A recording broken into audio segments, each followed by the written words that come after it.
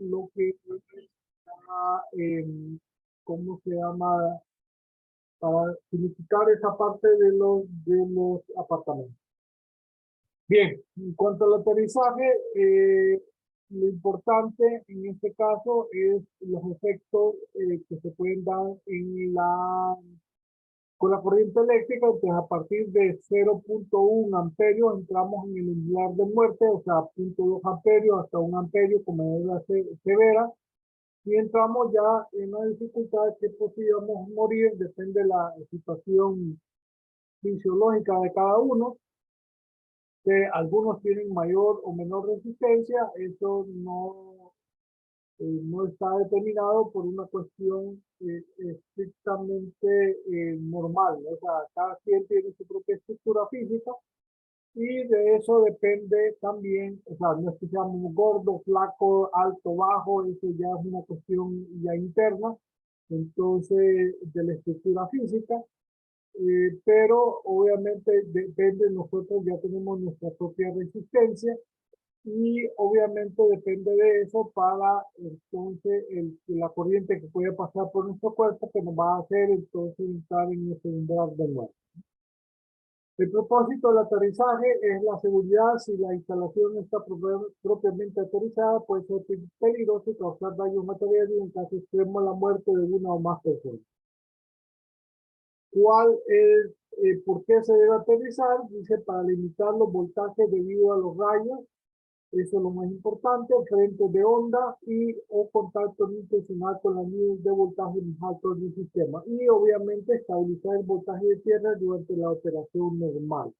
Eso es importante porque muchas veces al no estar aterrizado, entonces, en una descarga o en una falla, entonces el breaker no actúa y el equipo se puede quemar, o en el caso de una mala aterrizaje, entonces lo que sucede es que vamos a tener fluctuación en la medición de voltaje, que algunas zonas de la casa se pueden apagar, o mientras está operando en equipo, otras zonas van a estar bien y así sucesivamente. Eso es debido a la tierra. Al estar solamente aterrizado el sistema, facilita la operación de los dispositivos de sobrecorriente de una falla a tierra, o sea, los breakers. El artículo 250 del NEC, el conductor de aterrizaje será conectado al conductor aterrizado de la cometida en cualquier punto accesible de la carga o final del mismo. Normalmente que aterriza el neutro en el contador. Ahí es donde se pone la caja y además se supone que deberíamos aterrizar la caja de break o el pan. Bien, un sistema monofásico de hilo, uno de los conductores. En este caso, monofásico, que normalmente es los tomas de corriente, entonces uno de los conductores se lleva a tierra, o en los tomas de corriente hay un conector que es el hilo verde, y eso es lo que aterrizamos. En un sistema monofásico de 3 hilos, que es lo que normalmente ve, el conductor neutro es el que se aterriza. En este caso, en la cometida, tenemos 2 vivas y un neutro. El neutro en el contador es el que se pone a tierra con la varilla. En un sistema trifásico tiene un conductor común a la fase de este conductor. Ahí está el diagrama unifilar de esto. El conductor de aterrizaje del sistema eléctrico debe seleccionarse según la tabla 250-66 del NEC. En este caso, la tabla, en el caso del instalación, tenemos cable número 2 o menor, que normalmente la ENE nos brinda el cable número 6, por lo tanto, el cable de aterrizaje del conductor de puesta a tierra es un cable número 8. Es lo mínimo que podemos instalar ahí. El aterrizaje puede ser el miembro más cercano a una estructura metálica o la tubería metálica de agua. Estos dos ya no corresponden porque ya actualmente nosotros no tenemos tubería metálica en nuestro en el agua, ¿no? Entonces, teoría de PVC. Las varillas de fundación de estructuras de media diámetro pulgada tampoco no podemos tener en consideración. Las últimas 2 sí, un anillo de cobre desnudo alrededor del edificio en contacto directo con tierra a una profundidad no menor de 2,5 pies o con una longitud de al menos 20 pies. Y la varilla de acero cobrizado, que es lo que realmente nosotros utilizamos. Si se usan varios electrodos, necesitan separados al menos 6 pies. Eso es lo que más se utiliza. Los electrodos de acero deberán de tener un diámetro mínimo de 5 octavos de pulgada y una longitud de al menos 8 pies. La resistencia, lo más importante, de aterrizaje no será mayor a 25 ohmios. Si la resistencia es mayor de 25 ohmios, de todo, por muy buena instalación que tengamos, entonces podemos tener problemas en las descargas atmosféricas o en las fluctuaciones de voltaje porque la no, no activa de manera correcta el sistema eléctrico y por lo tanto todos los rayos, entonces la energía va a rebotar y se va a ir adentro de las casas y va a empezar a quemar equipos. Y eso es lo que debemos evitar, por lo tanto, eso depende de la tierra donde está la casa, por lo tanto, se tiene que medir con un aparato el oleaje que se tenga en esa tierra. Factores que afectan el tipo de suelo, el del suelo, como les estaba diciendo, la humedad del suelo, la temperatura ambiental y además eh, el tamaño del electrodo. Entonces, todo eso es importante para nosotros.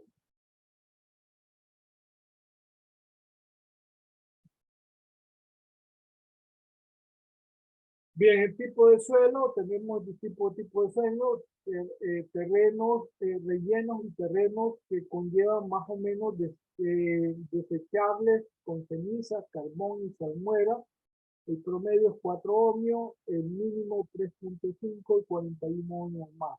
Arcilla, adobe, marga ligeramente arenosa, sin piedra o grava, 24 promedio, 2 mínimo y 98 máximo. Así, adobe maya mezclados con proporciones variables de arena, grava y piedra, 93, promedio mínimo 6 y máximo 800, y arena, piedra, grava sin o con una masía de amarga, entonces 554 promedio, 3.5 mínimo y 200, 2700 máximo. Ustedes si ven que es cierto que desde el punto de vista de estructura es mejor hacer la construcción en una arena o piedra, pero obviamente eso nos afecta el sistema eléctrico. Entonces hay que tener, muchas veces si tiene problemas y la gente no toma en consideración la parte eléctrica. Bien, ahí está la varilla. Este es el conector que utiliza el cable que viene de la cometida o del contador, cable eléctrico número 8, que lo conectamos con la varilla. La varilla, eso es la varilla conectada y vemos la superficie equipotencial que genera alrededor de la varilla. Voltaje de paso, eso sucede sobre todo si tenemos un banco de transformadores o reguladores de voltaje, que son grandes, que se debe de una rejilla para que no suceda y la gente no vea sufrir daño si pasa por ahí. La humedad del terreno, entre más húmedo, entonces la resistencia aumenta. En el caso de la gráfica que está a la derecha, esto es Estados Unidos, aquí tenemos enero y marzo, y nosotros la mayor humedad la tenemos en octubre y noviembre. La temperatura ambiente, entre más, aquí no tenemos problemas, estamos en el trópico, aquí estamos hablando a 0 grados, la resistencia es bien alta. El tamaño del electrodo, entre más profundo, entonces tenemos mejor contacto con tierra y podemos bajar en oleaje.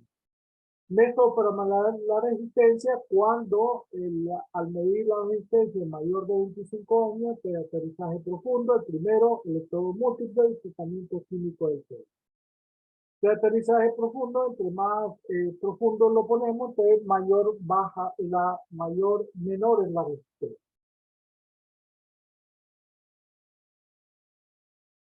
Y obviamente ahí vemos algunos casos.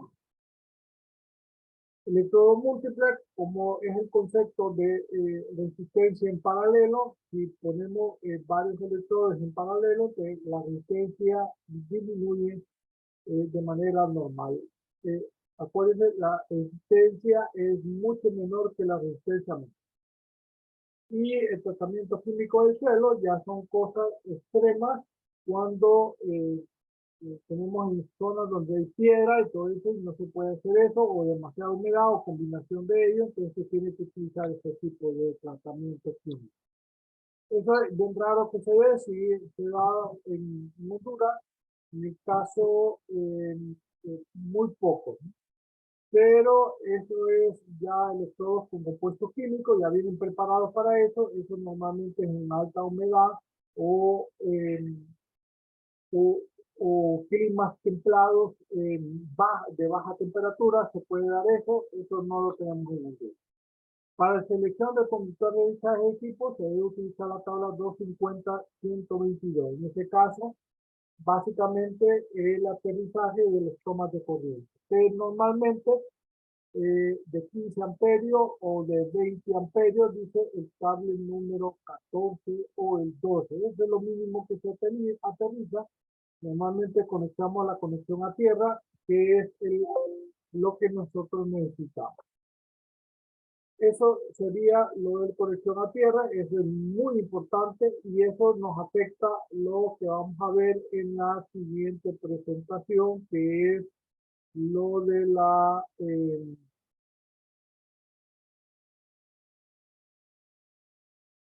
protección contra descargas atmosféricas.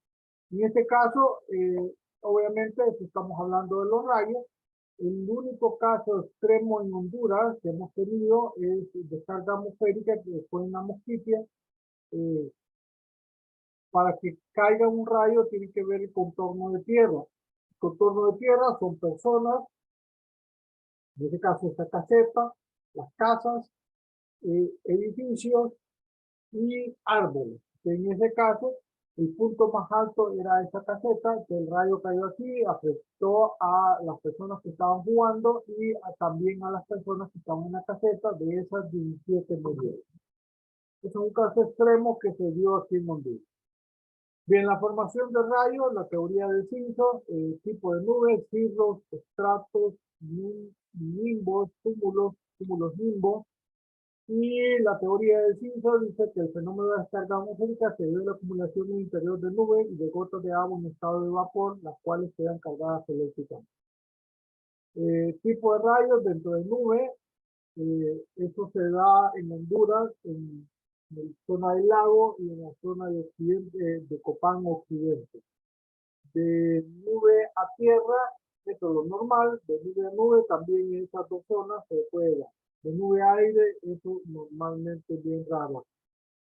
Bien, de cargas entre nube y tierra, es el trazador descendente negativo, trazador ascendente positivo, trazador descendente positivo, trazador descendente negativo. Eso es lo que pasa para romper el dieléctrico del aire. Entonces, se tiene que abrir una ruta entre las nubes y el contorno de tierra. Vuelvo a repetir, esa tierra que normalmente es negativo puede ser árboles, personas, edificaciones, casas, estructuras, edificios y árboles. En este caso, se tiene que vencer el dieléctrico del aire para que la energía pase. Es como tener un toma de corriente y hacer un cortocircuito entre las nubes y la tierra. Y así la descarga, el rayo sucede. En ese caso, el trazador son esos puntos donde se va rompiendo el dieléctrico del aire y así se abre la ruta directa para que el rayo caiga. Una vez que se ha roto el dieléctrico del aire completamente, que hay una ruta entre las nubes y tierra. De esa manera, ahí tenemos varias cargas que se dan en las líneas de transmisión o en las líneas de cables que nosotros tenemos cerca de nuestras casas. Características del rayo: carga principal, longitud de trayectoria, voltaje, polaridad, corriente, tiempo de duración, energía y frecuencia. Bien, la descarga principal sigue una trayectoria de máximo gradiente de potencial. Esto es, cuando tenemos así, tenemos un potencial latente ahí, es como un toma corriente, porque no metemos un aparato, no sucede nada. Ese máximo son miles de voltios que tenemos ahí. Baja en escalones aproximados, ese es el trazador que va avanzando de 30 a 60 pies en intervalo de 30 a 90 microsegundos. O sea, no lo podemos percibir, pero obviamente se hace. El líder completa su trayectoria a tierra entre unos 500 a unos 50 de segundos. O sea, en un parpadeo ya se ha roto el dieléctrico del aire y por lo tanto el rayo puede caer. Varia longitud de la trayectoria entre 2.000 a 16.000 pies. Normalmente, por eso, por ejemplo, en los vuelos de los aviones, lo peligroso es la subida y la bajada. Pero los aviones vuelan arriba de 16.000 pies, o sea, donde no hay nubes. Son los vuelos ya se va de un país a otro, no países pequeños como nosotros, que vamos a Sudamérica, Norteamérica, Europa, Asia o África, tenemos grandes distancias, entonces los aviones van arriba de las nubes. Voltaje comienza en varios millones de voltios, se reduce a cero. Como decíamos, el voltaje es un voltaje latente de miles de voltios y se reduce a cero cuando se rompe el dieléctrico o como que nosotros hiciéramos un cortocircuito. La polaridad no tiene importancia práctica y la parte más importante, la corriente. Tenemos la corriente que va desde, desde 1000 hasta 200.000 amperios. Si nosotros pudiéramos captar los 200.000 amperios por algún tipo de tecnología, no podríamos tener problemas de energía en ninguna parte del país. Obviamente, eso, la tecnología no ha variado, nos tiene un impedimento en cuanto a eso. Entonces, tenemos un limitante, pero igual también otras las cosas, si hablábamos en la presentación anterior de 1 amperio, entramos en umbral de muerte, si nos caen 1000 amperios o 200.000 amperios, nos va a matar instantáneamente, si fueran 200.000 amperios, nos pulveriza. Bien, tiempo de duración, unos cuantos microsegundos, o sea, menos de un parpadeo, máximo entre 2 a 10 milisegundos, decrece la mitad entre 220 a 50 milisegundos, y se dice cero entre 100 a 200 mil. O sea, no hemos parpadeado, ya vemos la energía, vemos el flachazo, que es la luz, y por último, oímos el trueno, pero ya el rayo hace horas cayó y el trueno es el efecto de la energía una vez que el rayo ha caído, porque lo que ahí oímos, pues el rayo es la luz a la velocidad de la luz y el trueno es el efecto del rayo a la velocidad del sonido. Entonces, por eso hay un diferencial de tiempo entre lo que cae el rayo y lo oímos porque el sonido viaja a la velocidad, perdón, el efecto vaya a la velocidad del sonido, nosotros nos oímos un tiempo después. Tipos de pararrayos, tipo pasivo, Franklin y Faraday, y activo, radioactivo e impulso electromagnético. El tipo de Franklin se basa en el principio de cono de protección generado por un triángulo equilátero, donde uno de los catetos la altura a la que está colocado el Faraday y otro es el radio del cono. Jaula de Faraday consiste en una coraza metálica aterrizada que cubre el cuerpo que quiere proteger. La concentración de carga será en el exterior. Lo anterior se logra colocando una red de pararrayos tipo Franklin con zonas de protección superpuestas. El radiactivo, al colocar un material radiactivo en una terminal aérea, provoca la ionización del aire en sus proximidades, formando un canal que propicia la conducción de las descargas atmosféricas, disminuye considerablemente la rigidez dieléctrica del aire. Los de impulso electromagnético tienen este tipo de emite una señal de alta tensión con frecuencia y amplitud determinadas y controladas que permite la formación anticipada de flujo ascendente en su punta y la propagación hacia el líder descendente. En este caso es como que si estuviéramos tirando un rayo hacia arriba para que se conecte con lo que viene hacia abajo. Y ahí están los tipos de estructuras para eso. La norma NFPA 780 dice el propósito de la protección contra descargas atmosféricas y la protección práctica de personas y bienes de los peligros que surgen a la exposición de la descarga atmosférica. Es decir, definición del sistema de protección contra rayos. Dice un sistema compuesto por terminales aéreas, los pararrayos, conductores de bajada, o sea, los cables y sus conectores, y las terminales de tierra, que son las varillas de tierra o la conexión de tierra. Conectores y accesorios requeridos para comprar el sistema completo. Y hay un sistema. Terminal aérea, componente sistema de protección destinada a interceptar las descargas atmosféricas, los pararrayos. Está el normal de Faraday y la jaula de Faraday y el práctico. Conductores de bajada formado por número de alambres conectados juntos. Terminal de tierra es obviamente la varilla de teja, propósito poder un contacto eléctrico con tierra y puede ser una varilla, placa o conductor. Ahí está la varilla, que es lo que no utilizamos nosotros, ahí hay una placa ya. Materiales tipo 1 y 2, eso tanto para los techos, tipos de techos, y las recomendaciones de manera general a las alturas donde se debe colocar, más o menos para poder determinar una seguridad eléctrica.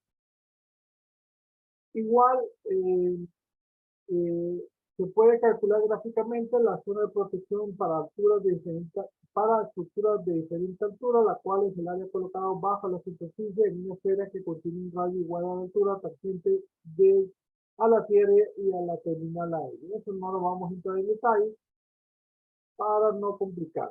La ubicación de las terminales aéreas se colocan las orillas del techo con pendientes y alrededor del perímetro de techos planos y con poca pendiente a intervalos que no sean de 20 pies o que no excedan 6 metros y 7.6 metros. Las terminales estarán a o dentro de 2 pies de las orillas o encima del techo. No se puede colocar en las estructuras cerca de las orillas para no afectar eso.